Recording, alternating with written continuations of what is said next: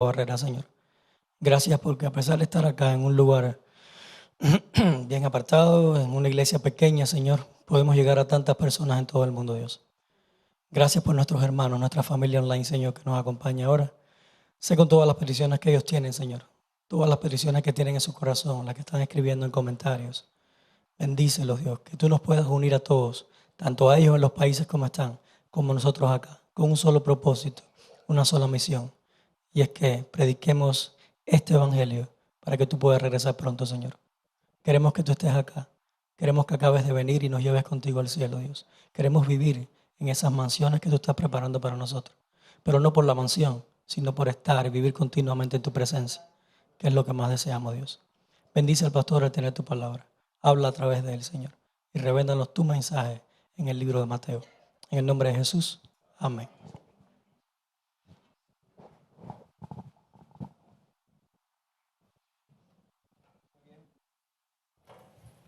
Probando. Hola, sí, muy bien. Estamos en la víspera de salir para Guatemala, ustedes ya escucharon esto. Estamos, me imagino que ya deben tener las valijas hechas las personas que están aquí. Yo todavía tengo que terminar de hacer algunas cosas. Somos 41 los que estamos yendo de la iglesia, 63 personas creo que son en total, que van de otros países también, y esperamos tener una linda experiencia. Pero también esperamos que ustedes aquí tengan una linda experiencia. Ustedes saben que Alex está quedándose para hacer sus prácticas aquí en la iglesia. Él va a ser el pastor interino, digamos, estudiante durante estas semanas que yo no voy a estar. Y por eso les pido que lo apoyen. También le pedí a él para que haga visitación. Por supuesto no va a poder visitar a toda la gente, pero yo sé que la gente del culto de oración es una gente especial, y entonces si usted quiere que Alex lo visite, a la salida dígale a él, y entonces él puedan quedarse de acuerdo para hacer esas visitas. Pero él entonces va a estar junto con los ancianos que se quedan aquí, o sea, va a estar Gabino, va a estar Axel, va a estar Pablo, y va a estar Germán también, y va a estar Alex, entonces, mientras nosotros estemos allí. Estaremos también tratando de comunicarnos con ustedes para que ustedes también nos tengan presentes en las oraciones y contándoles lo que Dios va a hacer allí a través de nosotros. Muy bien, estamos estudiando el libro de Mateo y vamos a abrir la Biblia en Mateo. Y la última vez nosotros hablamos acerca de la misión. Estamos yendo versículo por versículo. Hoy vamos a ver, estamos especialmente en el Sermón del Monte, y vamos a ver con qué mensaje Jesús continúa en su sermón. Mateo capítulo 5, versículos 17 al 20. Mateo 5, 17 al 20. Dice así: no penséis que he venido para abolir la ley o los profetas. No he venido para invalidar, sino a cumplir. Os aseguro que mientras existan el cielo y la tierra, ni una letra ni un punto de la ley perecerá, sin que todo se cumpla. Por lo tanto, el que viole uno de estos mandamientos muy pequeños y así enseñe a los hombres, muy pequeño será en el reino de los cielos. Pero el que los cumpla y los enseñe, ese será grande en el reino de los cielos. Porque os digo que si vuestra justicia no es mayor que la de los escribas y los fariseos, no entraréis en el reino de los cielos. Y voy a empezar por el versículo final, a hacer un comentario del versículo final. O sea, las personas de Israel, ellos tenían en muy alta estima a los escribas y los fariseos. Es más, los escribas y fariseos habían desarrollado una religiosidad que trataba de impresionar a la gente, y la gente se creía realmente que ellos eran muy santos. Si la gente común del pueblo, ellos pensaban que si había algún referente en los cuales ellos tenían que poner sus ojos para decir esto es verdadera religión, ellos la ponían en los escribas y los fariseos. Es interesante porque Jesús llama a los escribas y fariseos. ¿Cómo los llama Jesús a los escribas y fariseos cuando Jesús los llama fuerte? En Mateo 23. Claro, hipócritas. ¿Qué quiere decir la palabra hipócritas? A nosotros nos suena muy fuerte porque tiene una connotación ya que por años se le ha dado un significado a esta palabra. Pero la palabra hipócrita viene de la palabra hipócrates, que era una máscara que se usaba en el teatro griego para actuar, para representar un personaje. Entonces lo que Jesús le está diciendo a los fariseos era, no les decía así como a nosotros nos suena, fariseos hipócritas, sino él estaba diciendo fariseos actores. ¿Qué actuaban los fariseos? Ellos actuaban la santidad, actuaban la religiosidad. Ellos trataban de actuar su fidelidad a Dios. No era natural, sino que la creaban esa fidelidad. Era producto de sus decisiones. Entonces cuando Jesús dice, porque os digo que si vuestra justicia no es mayor que la de los escribas y los fariseos, no entraréis en el reino de los cielos, Jesús pone a la gente, o sea, queda desesperada ante esta aseveración de Jesús. ¿Por qué? Porque para ellos los escribas y fariseos eran personas muy santas. ¿Cuál era la justicia de los escribas y los fariseos? Entonces la justicia de los escribas y fariseos tiene que ver con lo que Jesús estaba hablando antes. Tiene que ver con cómo ellos abordaban la ley o cómo ellos consideraban a la ley. Y ¿saben qué? Los escribas y fariseos muchas veces tienen el mismo problema o tenían el mismo problema que nosotros tenemos. ¿Por qué? Porque a nosotros desde chiquitos nos han dicho que tenemos que guardar la ley de Dios, ¿verdad? Yo por lo menos de chiquito escuché, tenemos que guardar la ley de Dios, hay que guardar la ley de Dios. Sin embargo, cuando nosotros hacemos ese tipo de aseveraciones, lo único que hacemos es producir desesperación en la gente. ¿Por qué? La pregunta es, ¿podemos nosotros guardar la ley de Dios? ¿Sí o no? Entonces, cuando uno pregunta generalmente a los adventistas de cuna, ¿podemos guardar la ley de Dios? Generalmente los adventistas de cuna decimos, sí, podemos, porque nosotros somos el pueblo diferente que ensalza la ley. Y ese es el gran problema. Los israelitas también pensaban que podían guardar la ley de Dios y cuando Dios les presentó la ley, ellos dijeron, sí, nosotros lo haremos. ¿Y qué pasó? A los 40 días estaban fracasando miserablemente. ¿Qué es lo que produce la ley de Dios en nosotros? La ley de Dios en nosotros produce rebeldía. Y por eso Pablo en Romanos capítulo 7, versículos, no me acuerdo bien qué versículo, vamos a leerlo, Romanos 7, Pablo nos dice esto. Pablo nos dice que él estaba muy tranquilo cuando él estaba sin la ley. Romanos 7, 9. 7, 9.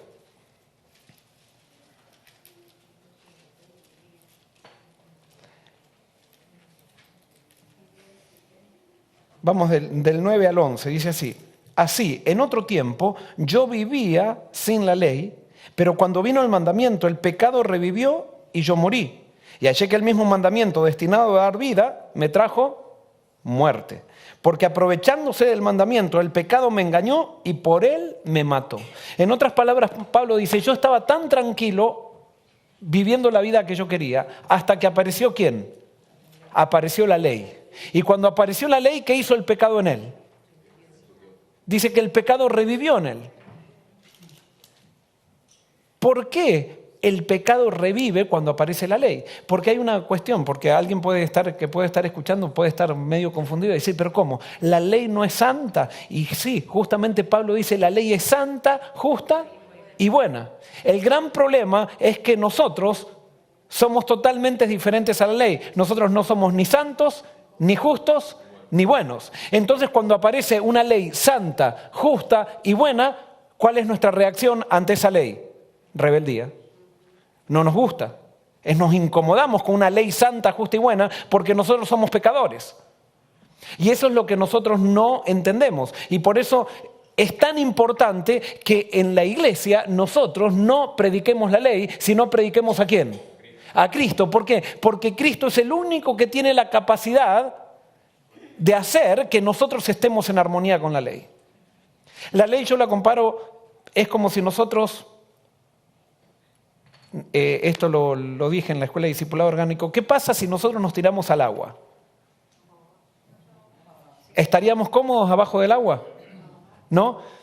¿Cuánto podemos estar abajo del agua? No, bueno, pero suponete abajo del agua, no si sabes nadar ni nada. Abajo del agua, ¿cuánto podemos estar abajo del agua? 3 minutos, quizás 4 minutos, lo máximo que podemos estar abajo del agua. Ahora, si nosotros tiramos un pescado al agua, ¿cómo se siente el pez en el agua? Bien, ¿cuál es el problema? ¿Por qué yo me siento mal y por qué el pez se siente bien en el agua? Porque nosotros no tenemos branquias, tenemos pulmones. Si nosotros queremos sentirnos bien en el agua, ¿qué tiene que haber? Tiene que haber una transformación de mis pulmones a branquias, y si me transforman los pulmones a branquias, yo me siento bien en el agua. Ahora, si el pez lo sacamos del agua, ¿cómo se siente el pez fuera del agua? Se siente mal. Él quiere estar en el agua. ¿Por qué? Porque él ¿qué tiene? Tiene branquias. Pero si queremos que el pez se sienta bien afuera del agua, ¿qué tiene que haber en el pez? Una transformación, y tiene que haber pulmones. Bueno, eso es lo que nos dice la Biblia. La Biblia nos dice que nosotros tenemos un corazón que es de piedra, un corazón que no le gusta la ley de Dios, un corazón que se rebela con la ley de Dios. Pero Dios dice que Él está dispuesto, si nosotros buscamos a Jesús, a hacer una operación y ponernos un corazón de carne, un corazón que nos ponga en armonía con la ley de Dios. ¿Cuál era el problema de los fariseos? Que ellos querían guardar la ley de Dios sin estar sometidos a Cristo. Y sin someterme a Cristo, nunca, absolutamente nunca, mi corazón va a ser transformado. Es solamente Jesús el que puede transformarnos. Y por eso Jesús le decía, si tu justicia no fuere mayor que la de los escribas y fariseos, no vas a entrar en el reino de los cielos, porque la justicia de los escribas y fariseos es una justicia falsa, es una justicia por afuera, pero no es una justicia transformada. Y es más, nosotros no nos guardamos por estar transformados, no nos salvamos, por estar transformados. Nosotros nos salvamos por aferrarnos a Cristo. Pero cuando nos aferramos a Cristo, Cristo nos da el regalo de la transformación. ¿Qué es la ley de Dios? La ley de Dios no son 10 mandamientos. Los 10 mandamientos son la descripción de la ley de Dios. Pero la ley de Dios es una realidad. Y eso es otra cosa que muchas veces los cristianos no entendemos. Es una realidad. Los 10 mandamientos son una descripción de esa realidad, pero los 10 mandamientos son una fórmula. Pero la realidad es, y yo esto lo ejemplifico con la otra vez cuando filmé para la escuela sabática, hice este comentario. Isaac Newton hizo la fórmula de la ley de la gravedad. Pero la fórmula de la ley de la gravedad no es la ley de la gravedad, es una descripción de la ley de la gravedad. La ley de la gravedad es un sistema de vida. O sea, yo no puedo ir en contra de la ley de la gravedad, porque si voy en contra de la ley de la gravedad, ¿voy en contra de quién? De mí mismo. Y por eso Jesús dijo, la ley de Dios es una realidad, es la realidad del Edén, es la realidad de Dios.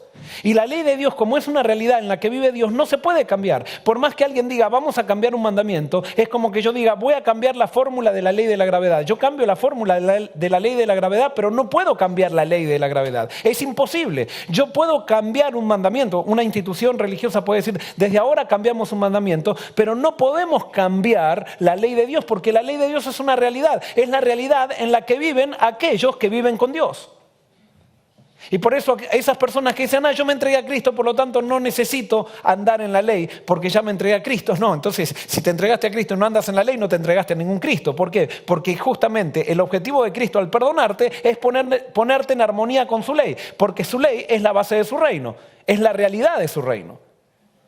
Y Él solamente se puede relacionar con aquellos que están en armonía con la realidad de su reino. Y Él nos ama tanto que como sabe que nosotros no podemos hacer ese cambio, cuando Él nos perdona, ¿qué nos da? Nos da la transformación. Para que nosotros vivamos, deseemos, es como que nos cambia, nos saca los pulmones y nos pone branquias para que podamos nadar en la ley con alegría y ya no nos resulte un peso guardar la ley. Es por eso que la ley de Dios no se la puede cambiar. Los que tenemos que cambiar somos nosotros.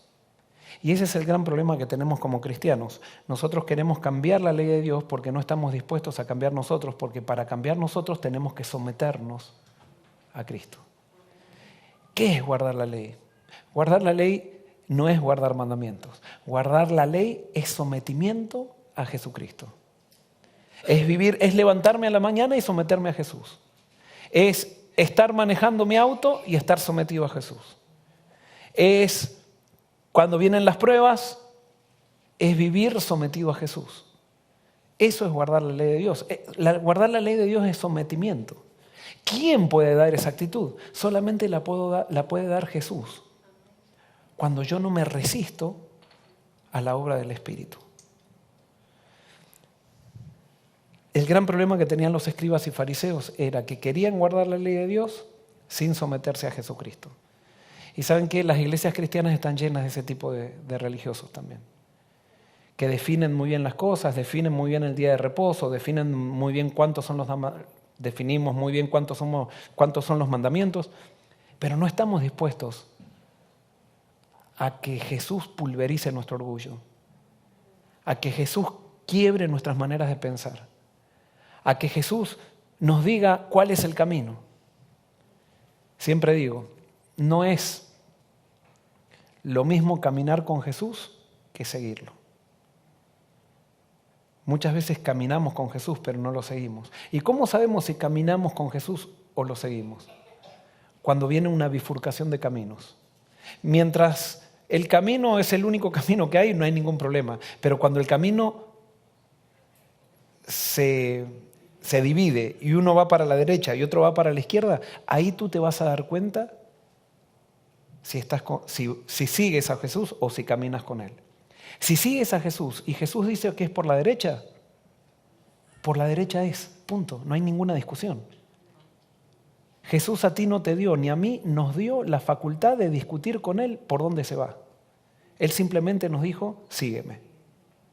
Pero cuando nosotros vamos caminando con Él y Él nos dice por la derecha y a nosotros nos parece por la izquierda, comenzamos a discutir con Él. No dejamos de creer en Él, no dejamos de creer en su existencia, pero queremos que Él vaya por donde nosotros vamos, en vez de nosotros seguirlo a Él por donde Él va. Esa es la gran diferencia. Y por eso, para ser discípulo de Jesús, lo único que se necesita es sometimiento. Y ese sometimiento viene por lo que Jesús dice en Mateo 5, como comienza el Sermón del Monte, bienaventurados los pobres en espíritu. ¿Qué es ser pobre en espíritu? Es entregar todo, o sea, mejor dicho, es reconocer que no tengo nada para dar y que lo único que tengo para dar son miserias. Eso es ser pobre en espíritu. Entonces, como lo único que tengo para dar son miserias, lo único que hago es recibir de Jesús. A Jesús le encanta que recibamos de Él. Pero el gran problema que tenemos muchas veces es que nos resistimos a recibir.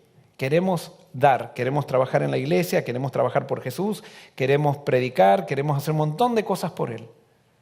Pero no dejamos que Él haga cosas por nosotros y en nosotros.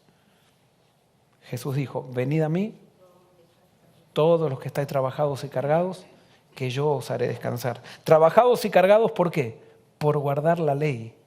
Porque nosotros no podemos guardar la ley, tenemos que someternos a Jesucristo. Y cuando nos sometamos a Jesucristo, entonces Él nos va a poner en armonía con la ley para tener esa paz que solamente Él puede dar. Que Dios nos bendiga y que esa pueda ser nuestra experiencia de aquí en adelante en el Señor. Muy bien, vamos a terminar cantando el canto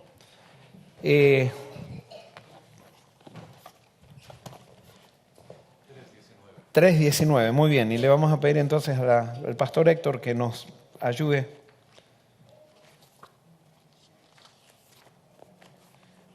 con la dirección. 3:19 entonces.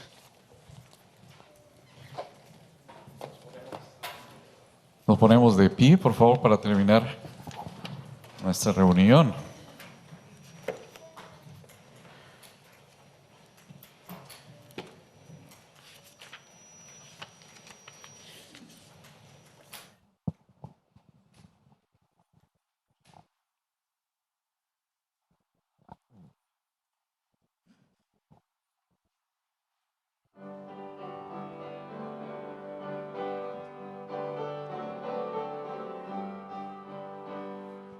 Cuando mi lucha termine al final y me halle salvo en la playa eternal, junto al que adoro, mi Rey celestial, eterna gloria será para mí. Gloria sin fin, eso será, gloria sin fin, eso será. cuando por gracia su faz ve allí, eterna gloria será para mí. Cuando la gracia infinita me dé bella morada en la casa del Rey, maravillado su rostro veré, y eterna gloria será para mí. Gloria sin fin, eso será, gloria sin fin, eso será, cuando por gracia su faz ve allí, eterna gloria será para mí. Encontraré a mis amados allá, gozo cual río en redor correrá, dulces sonrisas Jesús me dará, eterna gloria será para mí. Gloria sin fin, eso será, gloria sin fin, eso será, cuando por gracia su faz ve allí, eterna gloria será para mí.